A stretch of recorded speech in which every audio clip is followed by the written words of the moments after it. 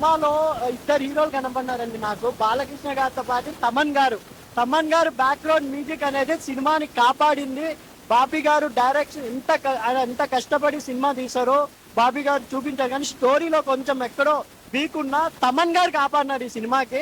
బాలకృష్ణ గారు ఒక్కొక్క elevation shots ఆడ బ్యాక్గ్రౌండ్ మ్యూజిక్ వస్తుంటే తమన్ గారు లేని సినిమా ఊహించలేము అనిపిస్తుంది.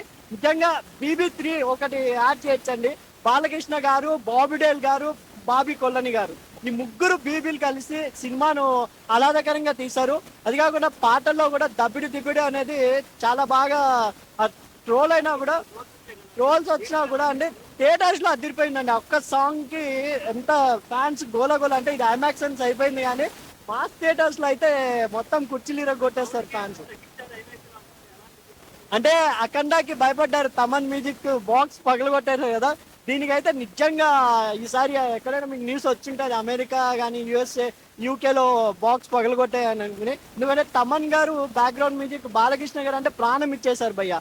నువ్వు అంత బాగా కొట్టారు నిజంగా. బాలకృష్ణ గారు అంటే తమన్ మనకు చెప్పారు కదా ప్రీ రిలీజ్ లో, నాకు తండ్రి లాంటి వారని.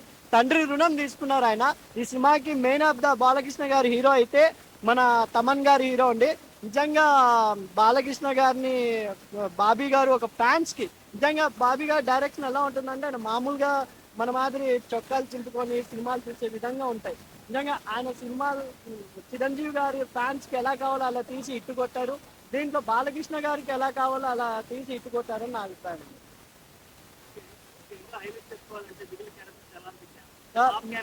పాప క్యారెక్టర్ బాగుంది. కింగ్ ఆఫ్ జంగల్ అమ్మ అని ఆ పాప అనే డైలాగ్ బాగుంది. బాలకృష్ణ గారు స్టైల్ గా ఇలా కూర్చొని చెప్తారు కదా, రాయలసీమ మీరు అడ్డాయే అని. నిజంగా బాబిడేల్ గారిని కూడా ప్రెజెంటేషన్, స్క్రీన్ ప్రెజెంటేషన్ బాగా చేశారండి. ఆ లుక్ ఆయన, ఎందుకంటే యానిమల్ లో ఆయనకు వాయిస్ లేకుండా చేశారు. దీంట్లో ఆయన డబ్బింగ్ చెప్పిన అతను కూడా చాలా బాగా చెప్పారు.